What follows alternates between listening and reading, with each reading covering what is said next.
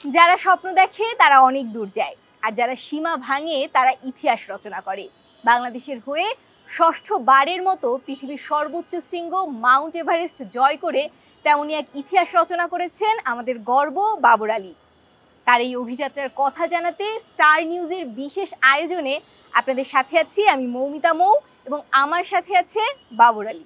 বাবর ভাই, আপনাকে স্বাগত। ভাই কেমন আছেন? খুব ভালো আছি। শুরুতেই আমি আপনার কাছে যে কথাটি জানতে যাব, প্রথম যখন মাউন্ট এভারেস্টে উঠলেন আসলে সেই অনুভূতিটার কথা। একটা সেন্স অফ রিলিফ কাজ করছিল যে I don't have to climb anymore, এটা শেষ হলো এখানে।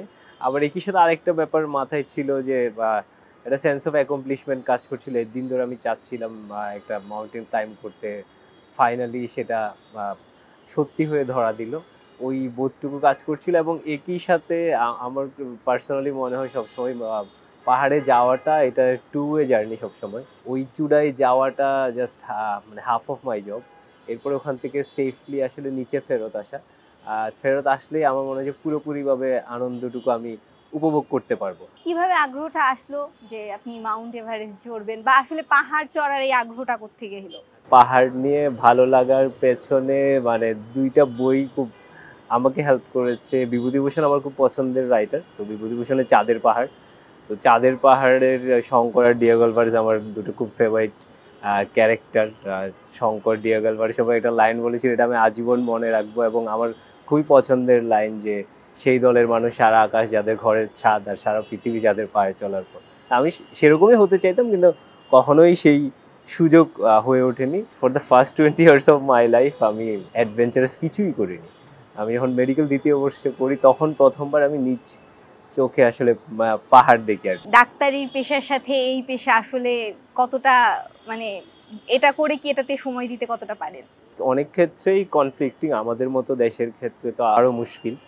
আর আমি যেহেতু এমবিবিএস এর পরে আমি কেরিয়ার বেছে নিয়েছি পাবলিক হেলথে, আমি বেশিরভাগ সময় চাকরি বাকরি করেছি, তো একটু লম্বা ছুটি পাওয়া মুশকিল, বেশ কনফ্লিক্টিং। তো অনেক ক্ষেত্রে আমাকে দুটোর মধ্যে একটা বেছে নিতে হতো, আইদার আমি কোনো একটা অ্যাডভেঞ্চার করব অথবা চাকরি। বেশিরভাগ ক্ষেত্রে আমি যেহেতু আমার প্রায়োরিটি অ্যাডভেঞ্চার বা কোনো একটা পাহাড় চড়া বা পর্বতারোহণ, বেশিরভাগ ক্ষেত্রে আমি আমার মানে প্যাশনটাকেই বেছে নিয়েছি। আমাদের দেশের যারা আসলে আপনার মতো হতে চায় তাদেরকে আসলে কিভাবে শুরু করতে পারে? শুরুর স্টেপটা হচ্ছে আমরা আমাদের দেশ থেকে করতে পারি, সেটা ইনিশিয়ালি একদম সীতাকুণ্ড মিরেশ্বরের ট্রেলগুলো দিয়ে হতে পারে। প্রত্যেকটা 3-4 ঘন্টার ট্রেল। বান্দরবানের বেশ কয়েকটা ট্র্যাক আছে, সেগুলা কেউ করতে পারে। এবং বান্দরবানে ট্র্যাক করতে করতে যদি কেউ ওই কনফিডেন্সটুকু গ্রো করতে পারে যে না আমি পরের ফেজে যাওয়ার জন্য প্রস্তুত, এবার হিমালয়ের কোনো একটা হাই অল্টিটিউড ট্র্যাক, হয়তো সেটা অল্প উচ্চতারও হতে পারে, সান্দাকফু ট্র্যাক হতে পারে, অন্নপূর্ণা বেস ক্যাম্প ট্র্যাক হতে পারে, এরকম কোনো একটা ট্র্যাক দিয়ে যাত্রা শুরু করতে পারে। এবং ধীরে ধীরে 5000 মিটার, 6000 মিটার, এবং একই সাথে যদি কেউ ভাবে যে পর্বতারোহণটা একটু ভালো মতো শিখতে চাই, সেক্ষেত্রে পর্বতারোহণ প্রশিক্ষণ কোর্স, যেগুলোকে বেসিক মাউন্টেনিং কোর্স বলা হয়, যেগুলো আমাদের দেশে হয় না, আমাদের পার্শ্ববর্তী দেশগুলোতে ভারত নেপালে হয়, সেগুলাতে অংশগ্রহণ করতে পারে। মাউন্ট এভারেস্টের সব থেকে ঝুঁকির কি ছিল যখন চড়ছিলেন? তো এভারেস্টের ক্ষেত্রে ডেফিনেটলি একটা বড় ঝুঁকি বলবো হচ্ছে অল্টিটিউড। এত উচ্চতায় তো মানুষ থাকে না সাধারণত, এবং চেষ্টা করে যত কম সময় ওখানে কাটানো যায়। তো আমার ক্ষেত্রে আমি বলবো যে এভারেস্ট মেনলি দুই দিক থেকে ক্লাইম্ব হয়, তিব্বত আর নেপালের দিক থেকে। তো আমি নেপালের দিক থেকে ক্লাইম্ব করেছি। নেপালের দিকটাই হলো এভারেস্ট ক্লাইম্বের সবচেয়ে বড় চ্যালেঞ্জ, হলো খুম্বা আইসফল। তো এটা হলো একটা বরফের প্রপাতের মতো, অনেক ভাঙাচোরা জায়গা আছে, এটার মধ্যে দিয়ে ক্লাইম্ব করে যেতে হয়। এটা বেশ চ্যালেঞ্জিং জায়গা। এবং একই সাথে ক্যাম্প 3 থেকে ক্যাম্প 4 এর মাঝামাঝি যে অংশটুকু, এইটা রিসেন্টলি যে ক্লাইমেট চেঞ্জের কথা আমরা বলি, এটার ইম্প্যাক্ট সাধারণত যে পরিমাণ তুষারপাত হওয়ার কথা থাকে, আমি যে বছর ক্লাইম্ব করছি 2024 সালে, তার আগের শীতে খুব অল্প পরিমাণ তুষারপাত হয়েছিল। যেহেতু তুষারপাত কম হয়েছে, শক্ত বরফের উপরে তুষারের যে আবরণ ছিল সেটা ছিল না, তো ভেতরে শক্ত বরফটা বেরিয়ে গেছে, যেটা আমরা পর্বতারোহণের ভাষায় বলি ব্লু আইস, সেটা পাথরের চেয়েও শক্ত। তো সেই জায়গাটাই আমরা বুটের নিচে যে ক্রাম্পন, এক ধরনের কাটার মতো ইস্পাত বা অ্যালুমিনিয়ামের তৈরি একটা জিনিস পরি, সেটাও ঠিকঠাক আটকায় না। তো ক্যাম্প 3 থেকে ক্যাম্প 4 আমি বলবো এটা বেশ চ্যালেঞ্জিং একটা ব্যাপার। রোমাঞ্চকর কি ছিল যে এই মুহূর্তটা আমি ভীষণ এনজয় করেছি? সেটা ডেফিনেটলি বলবো চূড়ায় ওঠার মুহূর্তটা, একদমই চূড়ায় ওঠার মুহূর্তটা আমি বলবো এটা অবশ্যই এটা একদম হয়তো খুব কম মানুষের জীবনে হয়তো সেই সৌভাগ্যটুকু হয় যে একদম পৃথিবীর সর্বোচ্চ চূড়ায় দাঁড়িয়ে বাকি দুনিয়া দেখার আর সৌভাগ্যটা। আর একটু হৃদয় বিদারক যদি এরকম কিছু বা যদি ভাবছি যেটা আমাকে অনেকদিন ভাবাবে বা মনে রাখবো, সেটা হলো যে ডেড বডিজগুলো দেখা। এবং একজন মঙ্গোলিয়ান ক্লাইম্বার, যাকে আমি পার্সোনালি চিনতাম, ওর ডেড বডি দেখাটা, যে 4 দিন আগে মারা গিয়েছিল, ওর ডেড বডি দেখাটা, এটা আমি বলবো পার্সোনালি আমাকে অনেক দিন কাইন্ড অফ হন্টই করবে। এভারেস্টের পরে আপনি লোচ্ছিতে ছিলেন, এরপর অন্নপূর্ণাতে, এর মধ্যে আসলে সব থেকে চ্যালেঞ্জিং কোনটা ছিল? ডেফিনেটলি অন্নপূর্ণা 1। বাকি 3টার মধ্যে আমি যদি 3টার মধ্যে তুলনা করতে হয়, ডেফিনেটলি অন্নপূর্ণা 1। অন্নপূর্ণা 1 যদি আমি 10/10 যদি ডিফিকাল্টিজের দিক থেকে ধরি, লোটসে উড বি 10/5, আর এভারেস্ট 2 আমি বলবো। Technical difficulties Annapurna 1। পাহাড় চড়া কি শুধুই অ্যাডভেঞ্চার, নাকি আসলে শিক্ষণীয় কি আছে? শিক্ষণীয় তো ডেফিনেটলি অনেক কিছু আছে, এবং অনেকে এই কোয়েশ্চেন তো আসলে লোকজনকে নানানভাবে হন্ট করে গেছে যে কী লাভ আসলে পাহাড় চড়ে। এবং সেটা আজ থেকে 101 বছর আগে জর্জ মেলোরিকেও জিজ্ঞাসা করা হয়েছিল যে why do you want to climb Mount Everest, তখন উনি বলেছিলেন আসলে যে বিকজ ইটস দেয়ার। আমার ক্ষেত্রে কারণটা হলো যে আমি এই জিনিসটা করে আনন্দ পাই, সেজন্য আমি আর কারণ খুঁজতে যাই না। তবে শিক্ষণীয় ডেফিনেটলি অনেক কিছু। আমি যেটা পার্সোনালি যেটা সবচেয়ে বেশি শিখেছি পাহাড় থেকে, যে মিনিমালিস্ট হওয়া। যে পাহাড়ে যখন যাই আমরা, এক ক্যাম্প থেকে আরেক ক্যাম্পে যখন যাচ্ছি, আমার তখন খালি মাথায় চিন্তা থাকে একটা শেল্টার। সেটা হয়তো এমন একটা ছোট্ট তাঁবু, যেটাতে আমি হয়তো মানে মাথা উঁচু করে দাঁড়াতেও পারবো না, মাথা গুঁজে বসে থাকতে হয়, এরকম একটা জায়গা।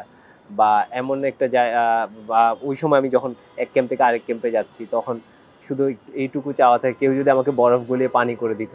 তো আপনার নিডসগুলো কিন্তু খুবই মিনিমাল, ছোট ছোট হয়।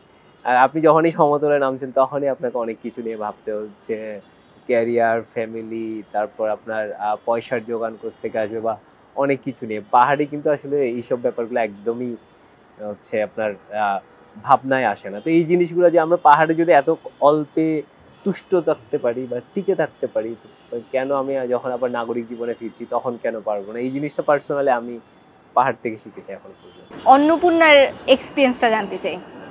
অন্নপূর্ণার আমি বলবো, অন্নপূর্ণা বা অন্য 8000 মিটার পর্বতের তুলনায় একটু ছোট্ট এক্সপিডিশন যদি আমি দিনের হিসাবে বলি আর কি। অন্য 8000 মিটার পর্বতগুলো সাধারণত 1 থেকে 2 মাস অ্যাটলিস্ট লাগে ক্লাইম্ব করতে, যেমন এভারেস্ট আর লোটস অভিযান 2 মাসের অভিযান ছিল। কিন্তু অন্নপূর্ণা দেখা গেছে বাংলাদেশ থেকে বাংলাদেশ আমার 3 সপ্তাহের অভিযান।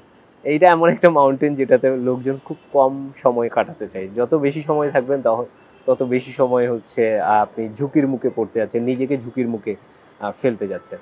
তো এই সেন্সে আমি বলবো অন্নপূর্ণা পার্সোনালি আমি এই পর্যন্ত যত অ্যাডভেঞ্চার করেছি, সেটা শুধু পর্বতারোহণ না, এতদিন যত অ্যাডভেঞ্চার অ্যাক্টিভিটির মধ্যে যুক্ত ছিলাম, অন্নপূর্ণার এক্সপেরিয়েন্স সবচেয়ে আমি বলবো এইটা ইউনিক এক্সপেরিয়েন্স। এবং আমি বলবো পার্সোনালি আমাকে ড্রেন করে ফেলেছে একদম। বলে না মানুষ নিঃশেষ হয়ে যায় একটা এক্সপিডিশন করার পরে।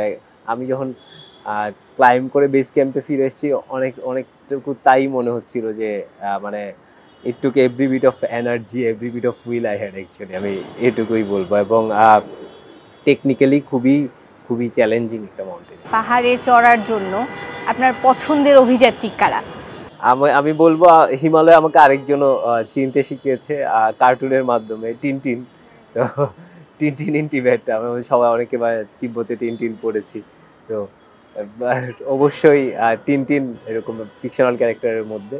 আর এছাড়া আমার প্রিয় অভিযাত্রীর তুলনায় আমি কাদের দ্বারা ইন্সপায়ার্ড তাদের কথা একটু বেশি বলতে চাই। জর্জ মেলোরিকে দিয়ে আমি খুব বেশি ইন্সপায়ার্ড। এরপরে কনরাড অ্যাঙ্কর নামে একজন আমেরিকান আলপাইনিস্ট আছে, ওনাকে দিয়ে আমি খুবই ইন্সপায়ার্ড। আর এছাড়া আমি যাদের সাথে পাহাড়ে চড়তে স্বাচ্ছন্দ্য বোধ করি, এখন রিসেন্টলি হচ্ছে আমি যেসব বড় অভিযানগুলোতে যাচ্ছি, আমি বেশিরভাগ ক্ষেত্রে আমি আসলে একা যাচ্ছি, সেটা একটা আলাদা মজা আছে।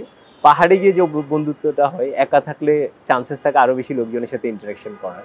হয়তো আমি যদি বন্ধুর সাথে যাই, তখন আসলে দেখা যায় হয়তো নিজেরাই খুব বেশি খুব বেশি মশগুল থাকছি। দেশের তরুণ প্রজন্মের জন্য আপনি আসলে কি বার্তা দিতে চাবেন? তরুণদের সবার আমি এটা সবসময় বলি, আসলে সবার বলবো এভারেস্ট ক্লাইম্ব করার দরকার নেই, বা সবার পর্বতারোহী হতে হবে, উঁচু উঁচু মাউন্টেন ক্লাইম্ব করতে হবে, একদমই ব্যাপারটা তা নয়। যে যেটাতে ভালো, যে জিনিসটাই তার প্যাশন আছে, সে যাতে সেটাই করে, সেটারও নিশ্চয়ই একটা এভারেস্ট আছে। প্রত্যেকের নিজের জীবনে একটা করে এভারেস্ট আছে, সে যাতে আসলে সেই এভারেস্টের চূড়াটুকু ছুঁতে পারে এটুকু প্রত্যাশা থাকে। নেক্সট অভিযানের পরিকল্পনা কি? পরের অভিযান আমি আরেকটা ৮,০০০ মিটার অভিযানে যেতে চাই এই শরতে, সেপ্টেম্বরের সময়টাতে। সেটা বিশ্বের ৮ম সর্বোচ্চ পর্বত মাউন্ট মানাসলু, সেটাই যেতে চাই। বাবুল ভাই, আপনাকে ধন্যবাদ আমাদেরকে সময় দেওয়ার জন্য। আপনার পরবর্তী অভিযানের জন্য অনেক অনেক শুভকামনা রইল।